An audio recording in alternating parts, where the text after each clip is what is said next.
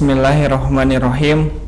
Innal hamdalillah nahmaduhu wa nasta'inuhu wa nastaghfiruh wa na'udzu billahi min syururi anfusina wa min sayyiati a'malina may yahdihillahu fala mudhillalah wa may yudlil fala hadiyalah. Asyhadu an la ilaha illallah wa asyhadu anna Muhammadar Rasulullah alladzi la nabiyya ba'da wa la rasula ba'da amma ba'du. Puji serta syukur mutlak milik Allah Subhanahu wa Ta'ala, yang mana karena rahmat, inayah dan irodahnya lah kami semua dapat berkumpul dalam tempat ini yang insya Allah akan memaparkan materi yang berkaitan implementasi bimbingan konseling dalam kurikulum 2013. Kami dari kelompok 3 yang berdirikan atas saya sendiri, Karisma Nurjaman. Saya di sini sebagai moderator dan bersama teman-teman saya, yang ini Fadli Ahmad Sobari, yang ujung Muhammad Fajar Asidik, dan di belakang saya ada Septia Cahyani, lalu Akmal Fakhrudin, dan yang terakhir Rani Rahayu. Dan qadarullah, sebetulnya ada satu teman saya yang kebetulan sedang berhalangan hadir. Nah, maka dari itu kami semua yang siap untuk menyampaikan materinya. Mungkin saya di sini akan mereview sedikit mengenai bimbingan konseling ini. Dalam kami kelompok 3 yang akan membahas mengenai implementasi bimbingan dan konseling dalam kurikulum 2013. Nah, di sini terdapat beberapa poin penting yang mesti kita sampaikan, yaitu yang pertama ada bimbingan konseling dalam pendidikan. Yang kedua ada bimbingan konseling dalam implementasi kurikulum 2013. Dan yang ketiga ada profesi bimbingan dan konseling. Dan yang terakhir, yang keempat, ada optimalisasi bimbingan konseling dalam kurikulum 2013. Nah, mungkin ya, yang pertama ada bimbingan konseling dalam pendidikan. Nah, mungkin di sini ada beberapa hal atau poin penting juga yang termuat yang mesti teman saya atau pemateri pertama yang mesti sampaikan terkait adanya pelayanan ataukah bimbingan-bimbingan yang pada intinya bimbingan konseling dalam pendidikan. Nah, maka dari itu langsung saja saya serahkan kepadanya, kepada pemateri pertama, Muhammad Fajar Asidik. Baik, terima kasih kepada moderator yang telah memberikan waktunya untuk saya. Di sini saya akan sedikit membahas tentang bimbingan konseling dalam pendidikan.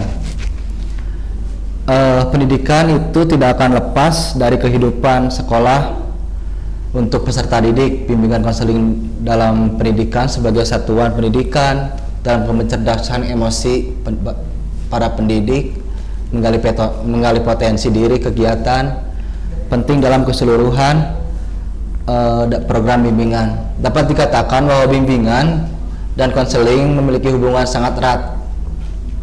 Bimbingan tidak selalu diartikan sebagai pendidikan, namun pada saat seseorang menjalankan bimbingan, pendidikan itu semakin melekat, pelaksanaan pun juga berjalan dengan baik, menjadi salah satu faktor yang memang akan membuahkan sebuah hasil dari kegiatan pendidikan tersebut. Maka dari itu, tujuan pendidikan yang maksimal harus adanya bimbingan sekolah. Meskipun seorang guru kelas yang juga memilih guru BK, bimbingan yang dilakukan juga terjadi secara tidak langsung. Setiap guru tentunya ingin siswanya berhasil memperoleh nilai-nilai yang memang memuaskan, dan juga siswa pun ingin memiliki perubahan baik dari segi nilai moral ataupun akhlak dan sebagainya, supaya guru-guru pun senang melihat siswa seperti itu. Akan tetapi siswa yang mengerti materi yang sudah diberikan oleh gurunya mungkin sulit untuk ditindaklanjuti karena memang tidak terwujud dan keadaan pun sangat sulit diharapkan. Maka sering mengalami berbagai macam kesulitan belajar. Untuk mengatasi kesulitan belajar, proses pembelajaran, bimbingan dan konseling diberikan layanan. Mungkin yang pertama, bimbingan belajar. Pada jenjang sekolah dasar, memang proses bimbingan konseling itu tidak dikhususkan seperti halnya sekolah menengah pertama ataupun sekolah menengah ke atas. Akan tetapi seorang guru kelaslah yang menjadi seorang pembimbing dan konselor tersebut. Yang pertama itu yang harus pertama guru lakukan itu adalah cara belajar baik kelompok maupun individu. Terus yang kedua, cara mengatasi kesulitan yang berkaitan dengan mata pelajaran yang memang sulit. Yang ketiga, cara merencanakan waktu dan kegiatan belajar. Nah, pelayanan konseling juga telah mendapatkan jenjangan ataupun telah mendapatkan wadah baik dari pendidikan dari mulai taman kanak-kanak, sekolah dasar, bahkan sampai perguruan tinggi. Dan ini pun terus dipersiapkan dan diselenggarakan oleh konseling bimbingan ataupun bimbingan konseling. Pelayanan bimbingan konseling salah satu layanan pendidikan yang memang harus diperoleh oleh semua peserta didik, yang mana telah tercantum dalam Undang-Undang Republik Indonesia tahun 1989 nomor 89, dan juga dalam Pemerintahan Republik Indonesia nomor 29 dan nomor 28 tahun 1990. Dalam Undang-Undang Republik Indonesia juga nomor 20 tahun 2003 telah dinyatakan bahwa pendidik adalah tenaga kerja yang memang berkependidikan dan berkualifikasi sebagai guru infrastruktur, dosen, dan juga bimbingan konseling, yang khususnya mereka harus berpartisipasi dalam menyelenggarakan pendidikan. Pelayanan konseling yang merupakan bagian kegiatan itu juga telah ditetapkan oleh Permendiknes tahun 2006 nomor 22 dengan standar isi kompetensi pendidikan dasar menengah. Mungkin itu yang dapat saya sampaikan.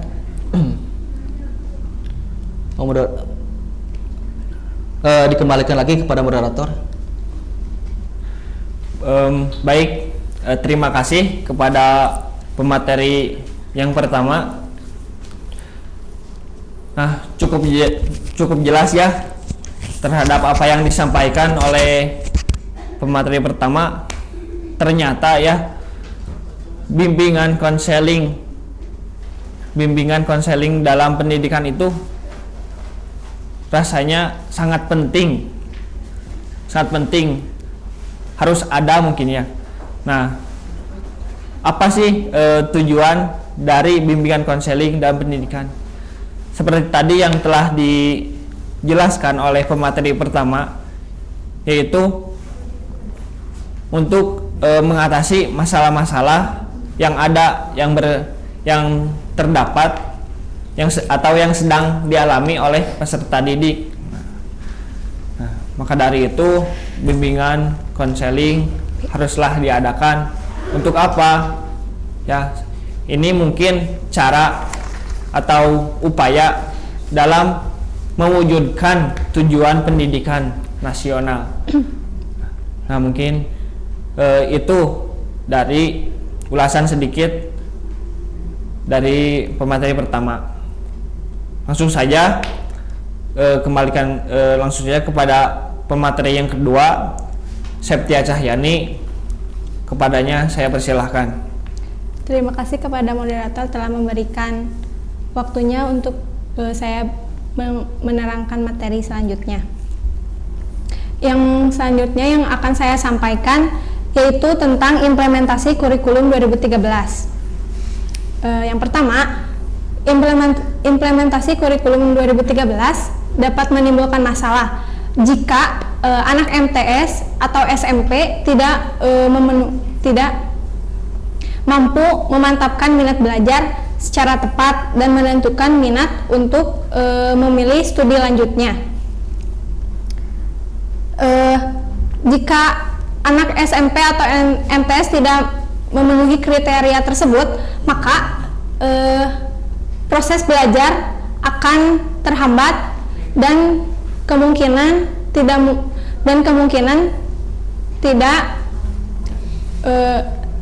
lulus dalam belajar atau gagal dalam belajar. Nah, untuk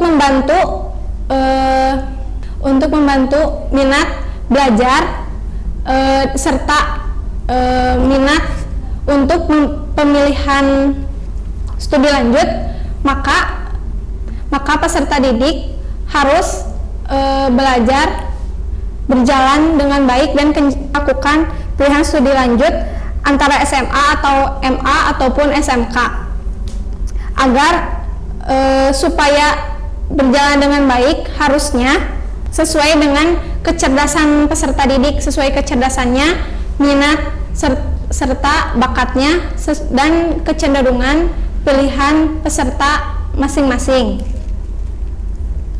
Oleh karena itu sangat diperlukan pelayanan peminatan peserta didik dalam bimbingan konseling oleh guru BK. Nah, layanan bimbingan konseling itu untuk peserta didik harus sesuai dengan hati serta keinginannya sendiri.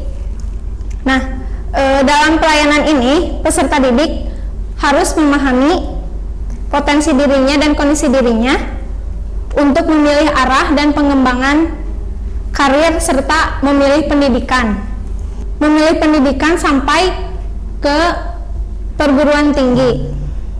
Nah, di sini juga peranan guru BK itu sangat penting untuk memberikan peserta didik memantapkan minat belajar serta menentukan minat studi lanjut yang akan dicapainya suatu saat. Studi lanjutan itu berupa SMA, MA ataupun SMK harus berdasarkan dengan kemampuan dasarnya, minatnya, bakat serta kecenderungan pilihannya masing-masing.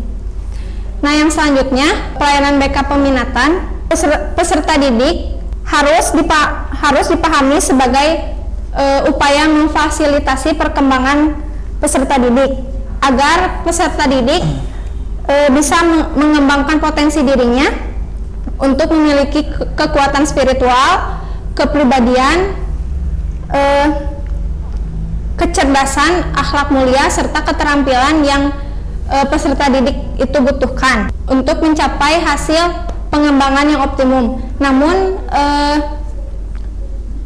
hasil pengembangan yang optimum itu bukan hanya sekedar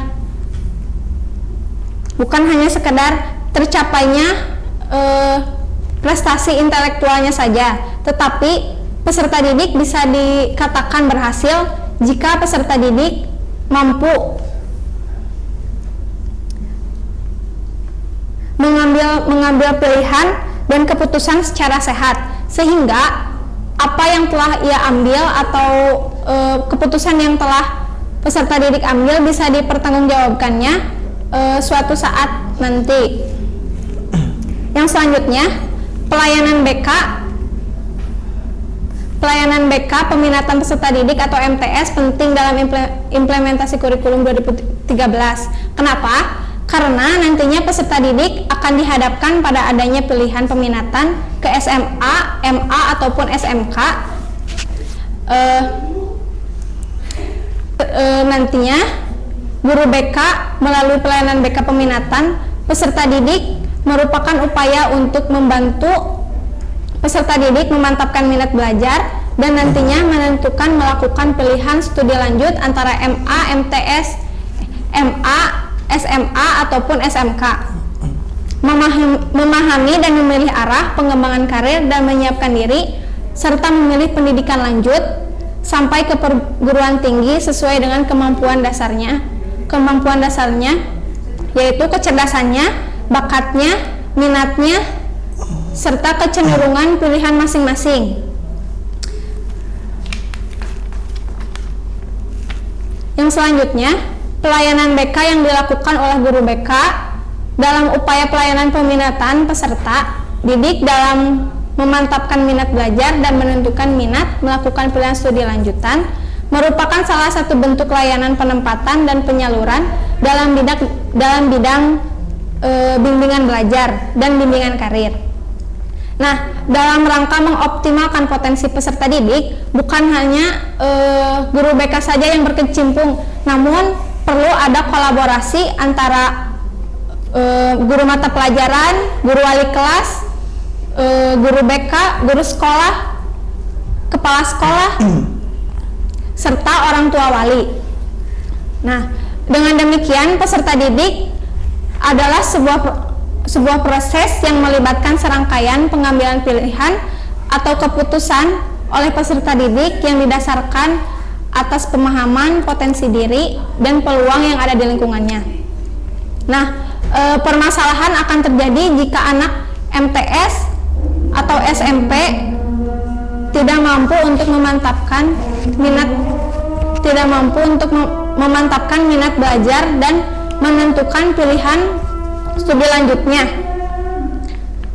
Untuk mencegah terjadinya masalah pada peserta didik tersebut, maka diperlukan adanya pelayanan BK yang dilakukan oleh guru BK untuk membantu memandirikan peserta didik melalui pengambilan keputusan dan keperluan untuk memilih, menentukan, serta meraih dan mempertahankan karir untuk mewujudkan kehidupan yang produktif dan sejahtera. Yang selanjutnya, fungsi program bimbingan dan konseling dengan pelayanan peminatan bagi peserta didik itu sepenuhnya berada di bawah tanggung jawab guru BK di setiap satuan pendidikan. Guru BK melalui pelayanan BK membantu peserta didik memantapkan minat belajar dan menentukan minat untuk melakukan pilihan studi lanjutnya antara SMA, MA ataupun SMK berdasarkan pada potensi diri dan kemungkinan keberhasilannya pada peserta didik.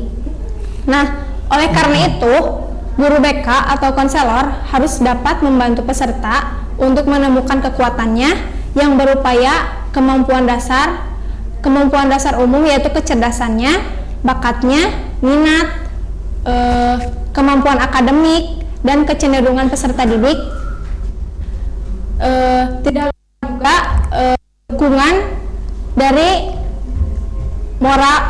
dukungan dari orang tuanya.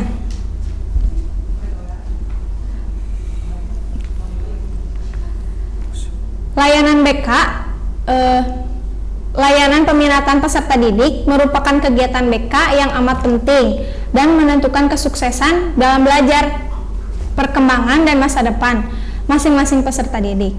Nah, untuk itu pelaksanaannya memerlukan guru BK yang kompeten, profesional dalam menjalankan tugas, fungsi, peran profesionalnya memantau peserta didik dalam memilih dan menentukan arah peminatan yang secara tepat untuk keberhasilan belajar. Nah, pelayanan BK dalam SD ataupun MI hanya dilakukan oleh guru kelasnya untuk mengatasi masalah belajar dan mengalami kesulitan belajar secara antisipatif. Sedangkan pelayanan BK yang dilakukan oleh guru BK di SMP atau MTS diarahkan untuk membantu peserta didik memantapkan minat belajar dan menentukan minat untuk studi pilihannya nanti antara SMA, MA ataupun SMK berdasarkan pada kemampuan dasarnya yaitu kecerdasannya, minatnya, bakatnya, serta kecenderungan pilihan masing-masing peserta didik. Nah, yang selanjutnya, pada jenjang pendidikan menengah umum di SMA ataupun MA, guru BK membantu peserta didik menentukan minat kelompok mata pelajaran pilihan yang tersedia, menentukan mata pelajaran pilihan di luar mata pelajaran kelompok minatnya, dan menentukan minat pendalaman materi pada pelajaran untuk mendapatkan kesempatan mengikuti mata kuliah di perguruan tinggi. Selama peserta didik yang bersangkutan berada di kelas 12 dan atas kerja sama sekolah dengan perguruan tinggi, pada jenjang pendidikan menengah kejuruan atau SMK, guru BK itu membantu peserta didik menentukan minat dan memilih program keahlian yang tersedia dan menentukan mata pelajaran keahlian pilihan di luar mata pelajaran program keahlian minatnya. Guru BK di SMA atau di SMK membantu peserta didik minatnya untuk melanjutkan ke perguruan tinggi sesuai potensi dan kecenderungan pilihan masing-masing. Layanan BK peminatan peserta didik merupakan peluang sekaligus tantangan yang begitu besar bagi guru BK, karena untuk menjalankan tugas tersebut perlu guru BK atau bimbingan konseling yang profesional dan bertanggung jawab. Secara umum, pelayanan BK peminatan peserta didik bertujuan untuk membantu peserta didik SD atau MI, SMP atau MTS, SMA, MA atau SMK untuk menanamkan, memperkuat dan menetapkan pilihan minat dalam mata pelajaran yang diikuti pada satuan pendidikan yang sedang ditempuh, arah pilihan karir atau pilihan studi lanjutan sampai ke perguruan tinggi. Hanya itu yang dapat saya sampaikan. Selanjutnya saya kembalikan kepada moderator. Baik, terima kasih kepada pemateri yang kedua, Septia Cahyani, yang telah menyampaikan yang berkaitan dengan bimbingan konseling implementasinya dalam kurikulum 2013. Mungkin saya akan mereview sedikit. Ternyata bimbingan konseling dalam pendidikan juga perlu kiranya diimplementasikan atau diwujudkan. Nah, dalam proses pengimplementasian BK atau bimbingan dan konseling dalam implementasi kurikulum 2013, begitu banyak hal-hal yang harus ditempuh oleh konselor atau BK gitu ya. Nah, terdapat beberapa layanan dan peran atau fungsi. Nah, peran dan fungsi BK dalam implementasi kurikulum 2013 ini terdapat yang mungkin ada tiga peran dan fungsi. Itu yang pertama, menguatkan pembelajaran yang mendidik, dan yang kedua, memfasilitasi advokasi dan aksesibilitas. Dalam hal ini memfasilitasi ketika peserta didik mendapati masalah. Nah, guru BK lah yang berperan dalam memfasilitasi, dan advokasi pun perlu kiranya dilakukan oleh BK ketika peserta didik mengalami suatu hal yang memang perlu adanya pembelaan.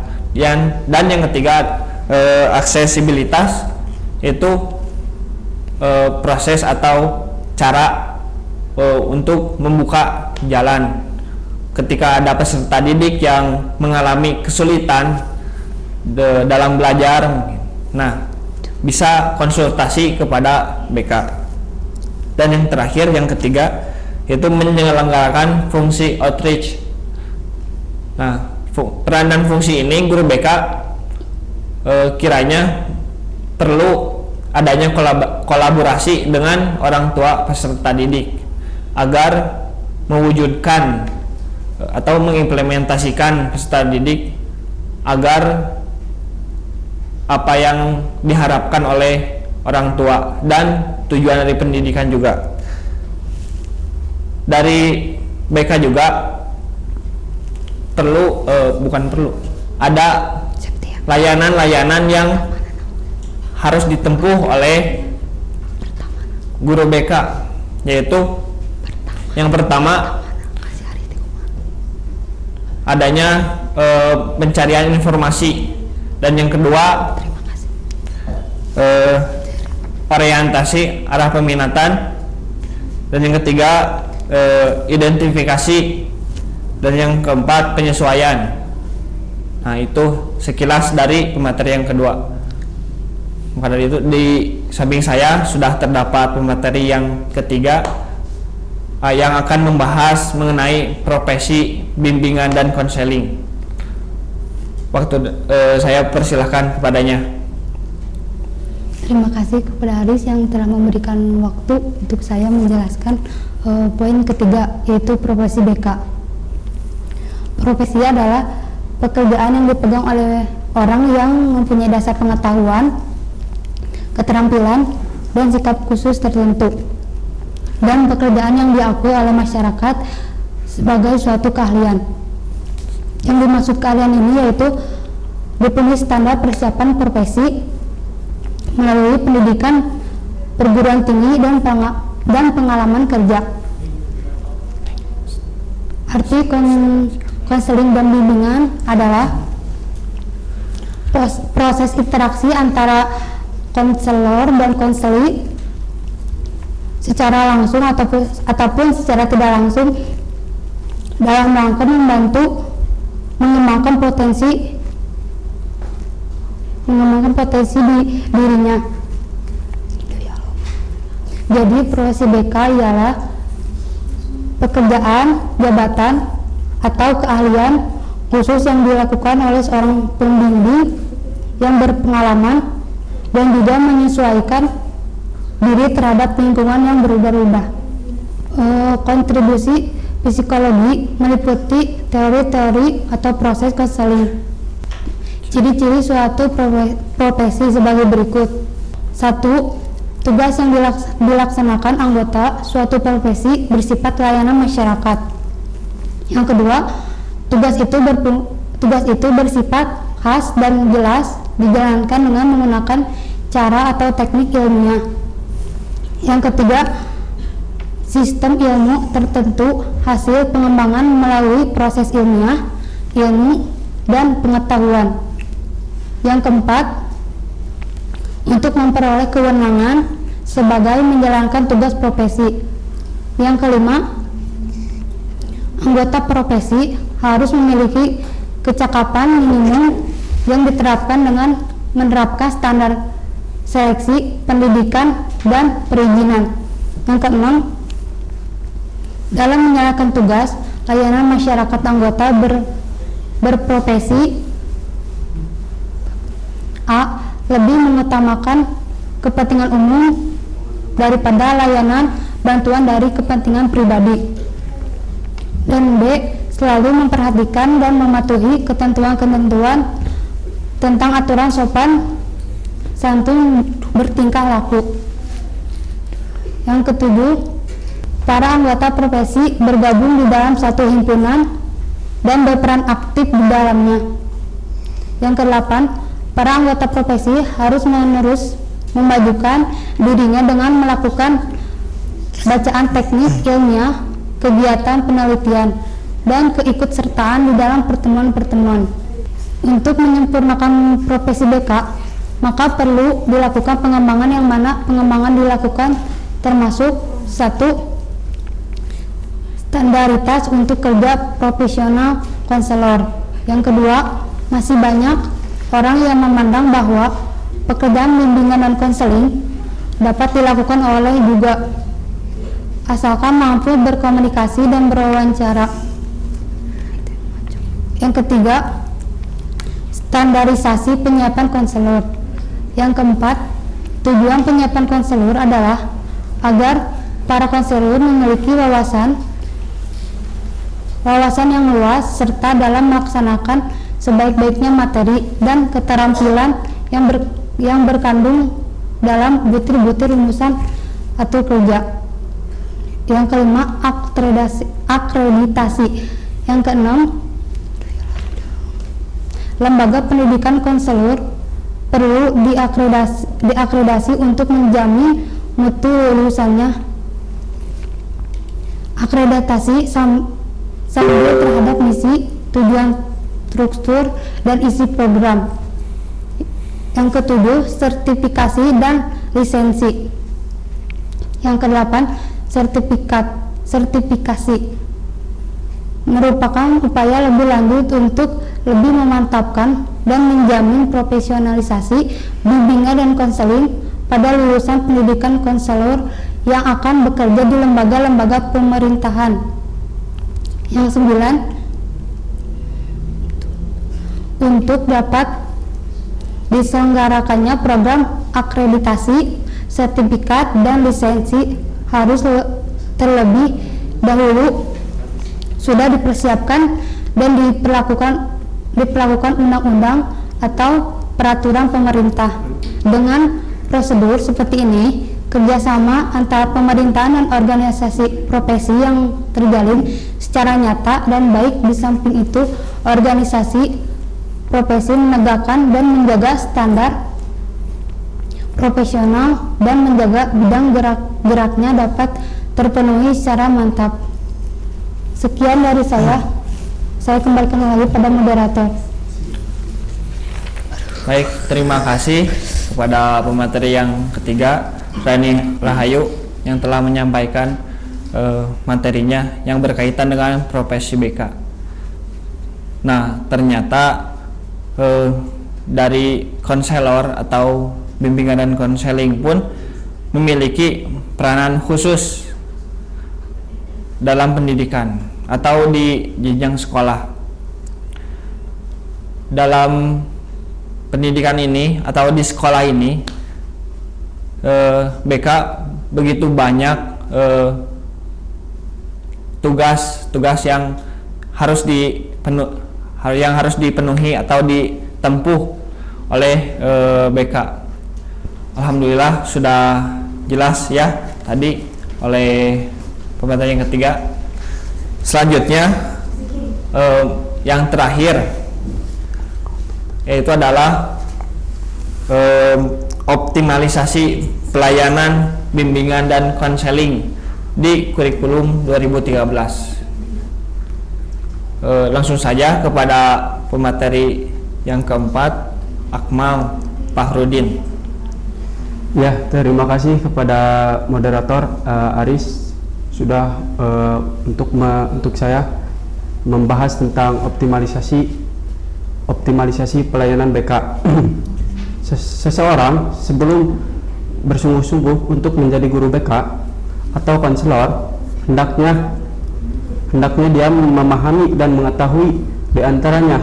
Yang pertama, guru BK harus mengetahui kompetensi dasar. Yang kedua, guru BK itu harus memiliki sikap profesional. Dan yang ketiga, guru BK itu harus mengetahui fungsi dari BK itu sendiri.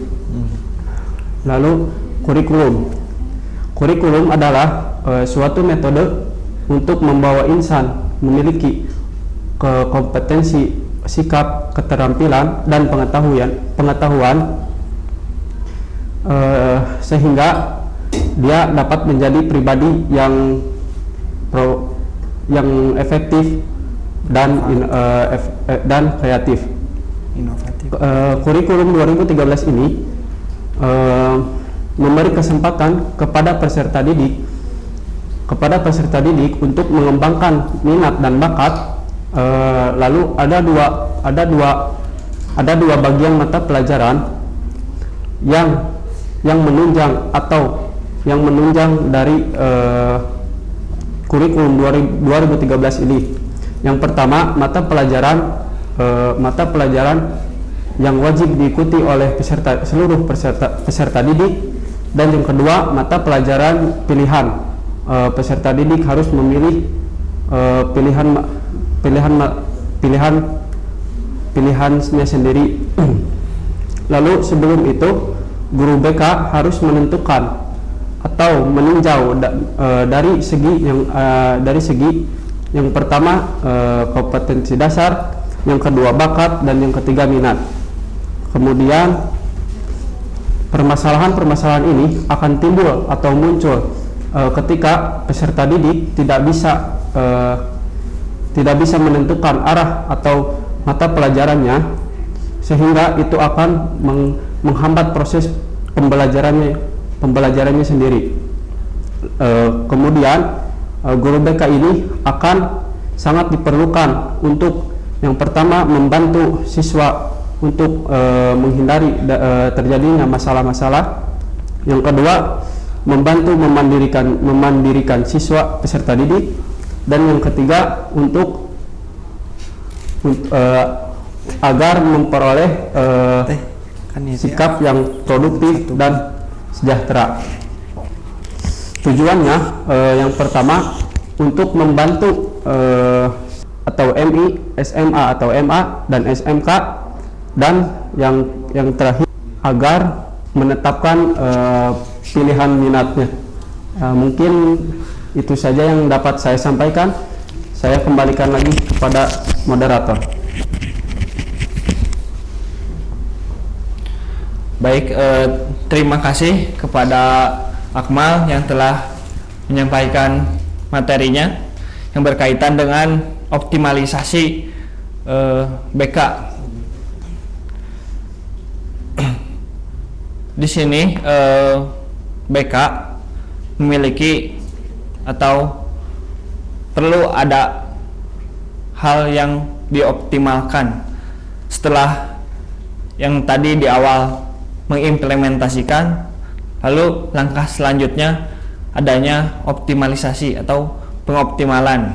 Dalam peran BK ini banyak hal yang harus dilalui oleh BK, karena BK di dalam sekolah begitu penting adanya, karena BK salah satu komponen pendidikan yang menunjang tujuan dari pendidikan nasional.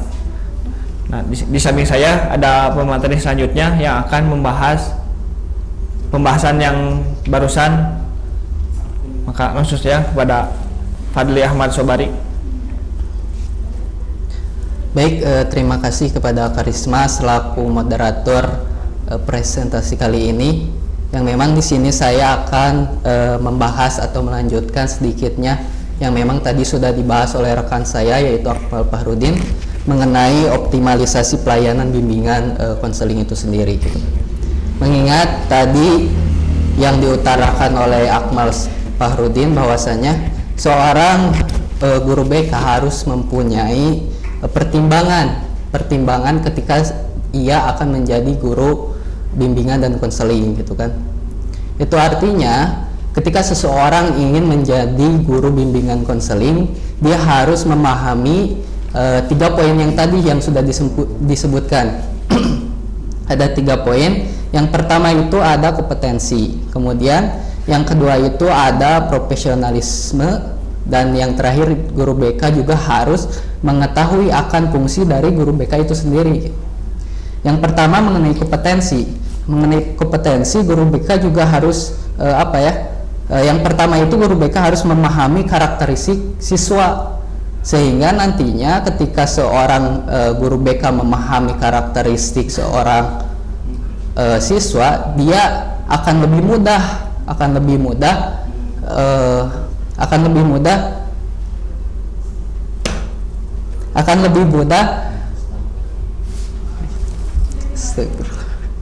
Kemudian yang kedua itu ada menguasai landasan teoretik. Tentunya seorang guru BK juga harus memahami konsep pendidikan itu seperti apa, konsep guru BK itu seperti apa, karena memang ketika seorang menjadi guru BK dalam artian dia menerima seorang untuk konsultasi, itu artinya dia harus siap dengan landasan teoretiknya.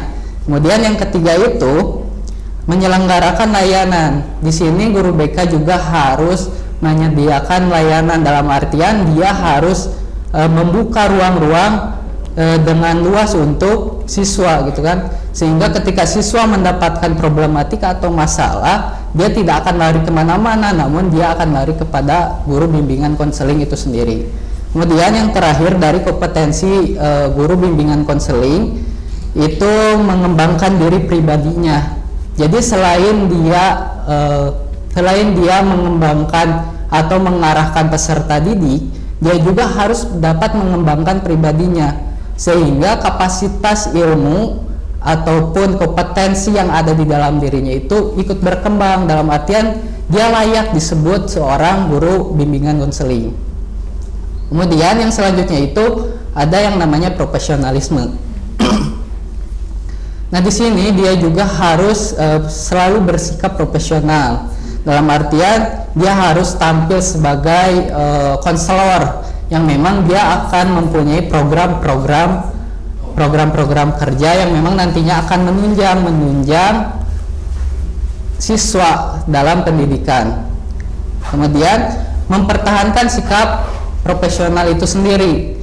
Jadi ketika seorang dalam artian dia mempunyai profesi, dia juga harus berpegang teguh terhadap profesi itu sendiri, karena memang dia sudah kontrak kerja dengan profesi itu sendiri. Kemudian yang selanjutnya itu ada yang namanya tanggung jawab akan perannya. Di sini juga guru BK harus bertanggung jawab akan perannya di sekolah misalkan. Dia tidak bisa lari dari tanggung jawabnya. Yang selanjutnya itu ada fungsi dari guru BK, guru bimbingan konseling. Di sini juga guru bimbingan konseling harus atau dapat memahami atau mengetahui dari fungsi guru bimbingan konseling itu sendiri.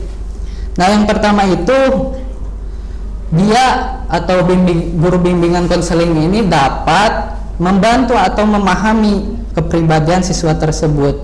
Kemudian yang kedua itu memelihara dan mengembangkan setiap potensi siswa. Dan yang ketiga mencegah hal-hal yang memang nantinya akan merusak atau menghambat dari potensi siswa itu sendiri.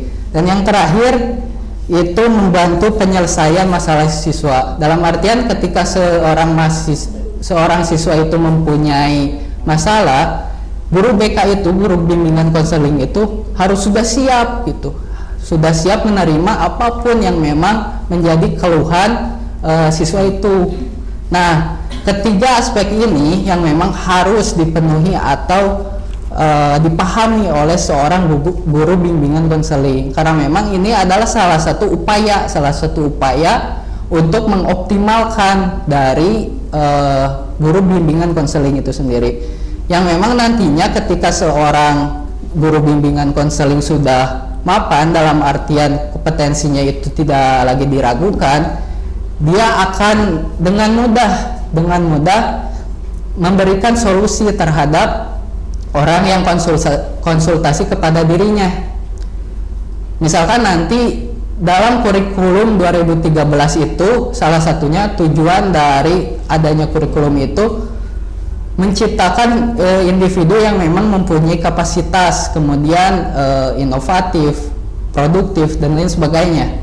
Nah, di situ bagaimana guru bimbingan konseling itu dapat mengarahkan potensi-potensi dari siswa terhadap tujuan tersebut, yang nantinya goalnya itu tujuan dari kurikulum 2013. Nah, mungkin itu ulasan yang memang tadi saya melanjutkan dari saudara saya Akmal Fahrudin. Maka dari itu saya kembalikan lagi kepada moderator. Baik, terima kasih kepada saudara Fadli yang telah menyampaikan materinya, materi lanjutan ya dari optimalisasi guru BK di kurikulum 2013. Begitu banyak hal yang kita ketahui, atau begitu banyak hal yang guru BK harus penuhi, karena guru BK sebagai acuan di sekolah, karena optimalisasi ini memiliki 3 aspek. Yang pertama tadi sudah disebutkan kompetensi dasar, lalu yang kedua ada profesionalisme, dan yang ketiga adanya fungsi. Nah, mungkin sekian dari kelompok 3 yang telah menyampaikan materi yang berjudulkan implementasi bimbingan dan konseling di kurikulum 2013. Kami dari kelompok 3 pamit undur diri. Sebelum dari itu, ini saya akan sampaikan, mohon untuk di subscribe ya, subscribe YouTube channel kami, yaitu STAYP Bandung Official, dan di like jika ada pertanyaan atau hal-hal yang ingin disampaikan, bolehlah komen ya. Ya, kami dari kelompok 3, saya Karisma Nurjaman, di samping saya ada Muhammad Fajar Asidik, Fadli Ahmad Sobari, Akmal Fahrudin, Rani Rahayu, dan Septia Cahyani, mengucapkan banyak terima kasih, dan ditutup saja dengan doa, Robbana atina fid dunya hasanah wa fil akhirati hasanah wa qina adzabannar. Assalamualaikum warahmatullahi wabarakatuh.